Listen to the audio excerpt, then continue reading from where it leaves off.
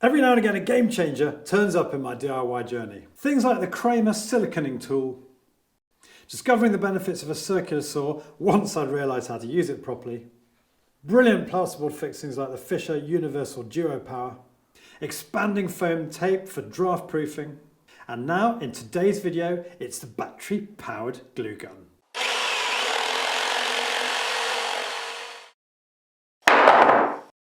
Now, I get a fair number of requests from people, as you can imagine, asking me to try things out.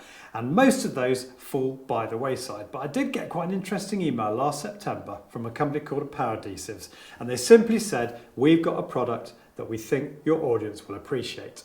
I've got to be honest with you, I've never owned or tried out a glue gun, so I was a little bit intrigued, particularly given I was just about to put our engineered oak floor down in our bedroom and I was trying to work out what adhesive to use. So saying yes to this suggestion was a bit of a no-brainer, and I hasten to add, whilst they did send me this for free, I've not been paid anything, as usual, to do today's video.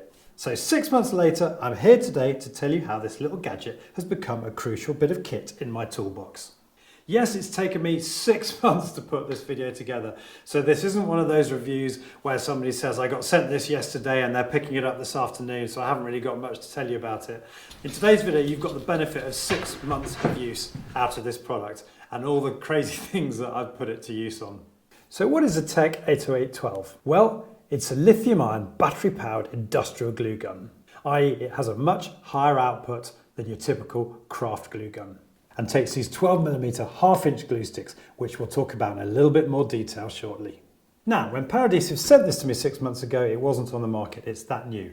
It is now available from a limited number of online retailers. I think the cheapest at the moment is eBay. I'll post links to all the retailers in the description below the video. And crucially, they are delivering at the moment during the lockdown with all their warehouse staff observing social distancing measures.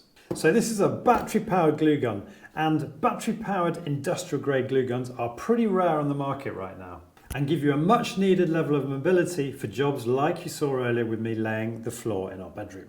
Now, it is admittedly designed to interface with the Ryobi One Plus system. But don't click away, because as you've seen earlier on in this video, this glue gun can be used with your existing battery systems. And that's very much the goal of the manufacturers. And to that end, they've paired up with 4 of the leading manufacturers on the market: Milwaukee, Bosch, DIYte and Makita.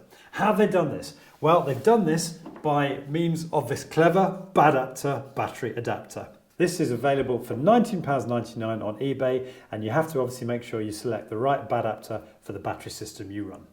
And as you saw earlier, the b-adapter simply clicks into the bottom of the glue gun, and then you just simply slide the battery onto the glue gun, as you'd be used to doing obviously with that particular battery system.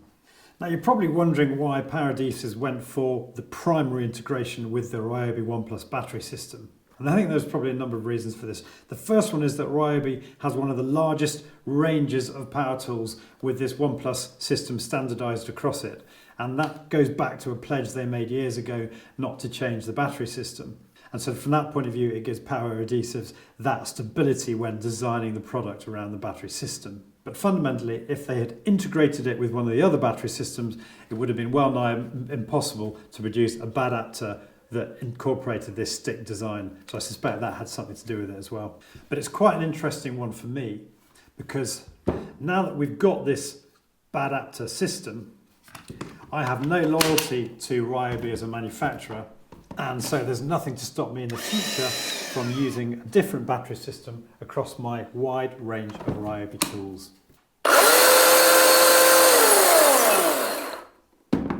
Okay, let's have a look at the adhesives that run in this gun, because this is where things start to get really interesting. As you can see here, we've basically got 2 different types of adhesive, the TacFix 48 and the TacFix 180. The 48 and the 180 refers to the number of seconds that you can position whatever it is you're gluing before the glue starts to set. Looking at the TacFix 48, this is an acrylic-based adhesive. It bonds to an incredibly wide range of materials. It's got a 48-second open time, during which you can obviously move the 2 surfaces that you're gluing around. And it cures to a tough, flexible bond within 5 minutes. The TacFix 180, which is what I've mostly used over the last 6 months, particularly on my floor, is a polyolefin-based adhesive.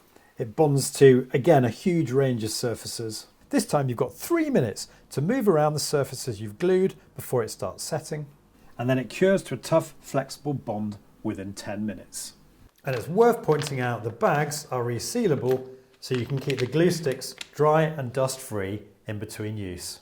Now, for the sake of completeness, I should just point out there's also a range of coloured hot melt glue sticks for wood repairs and knot filling.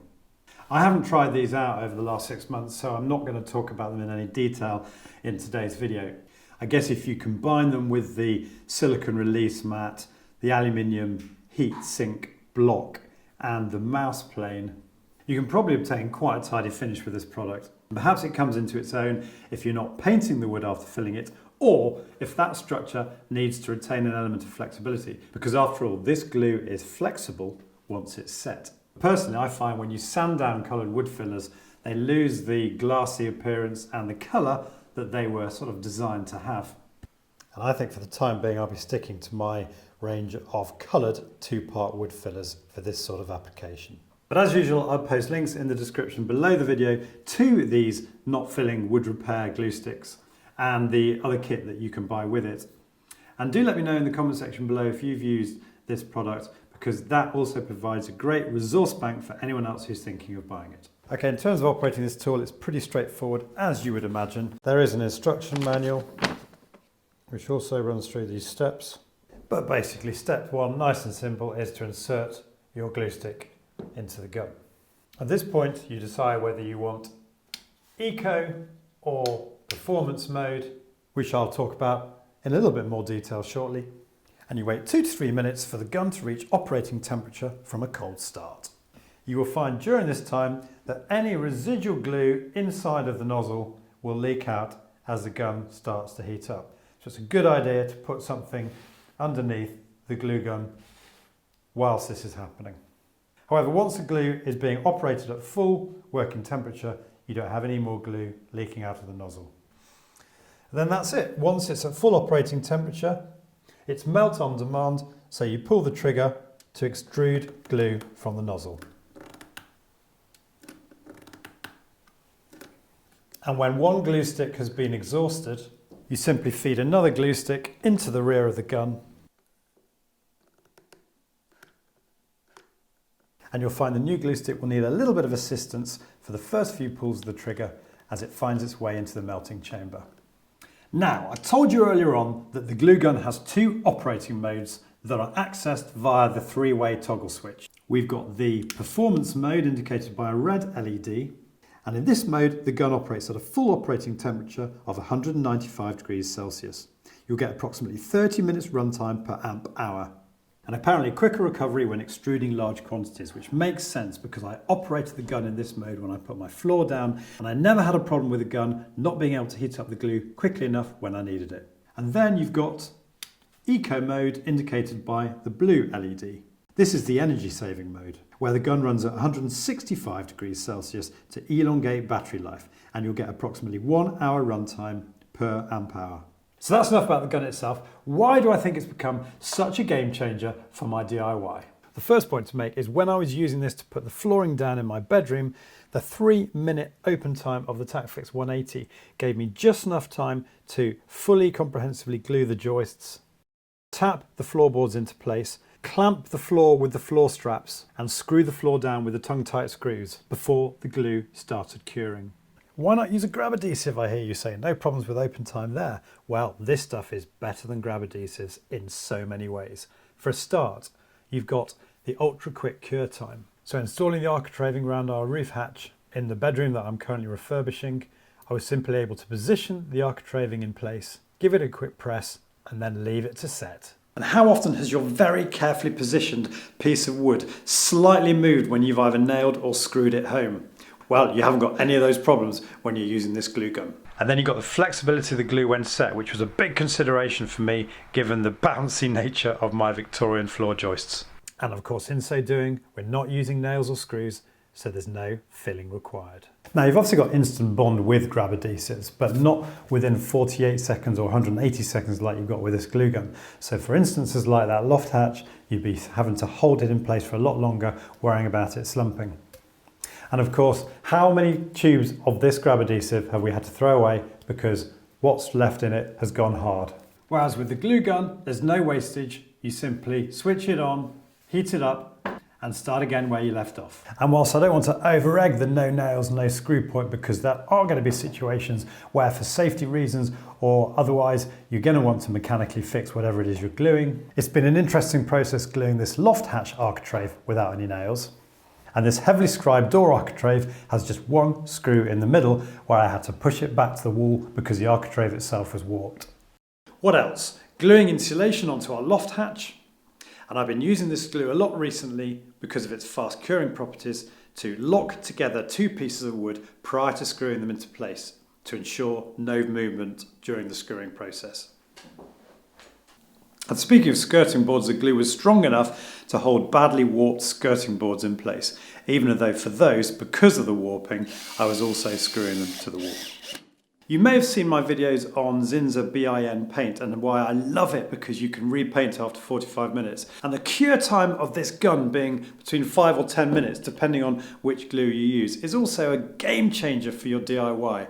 If you'd been clamping a piece of wood, as I'm doing here, with this PVA, and by the way, notice how I'm using the nozzle here to force the glue into the gap, which is also a brilliant feature.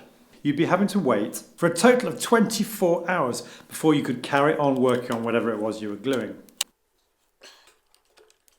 Whereas with these glues, you're talking about a total cure time of between 5 and 10 minutes, which means you're going to get so much more DIY done during the day. So I've been gluing wooden spaces, and I've even been gluing plastic spaces to stop them moving while sliding in the final floorboard.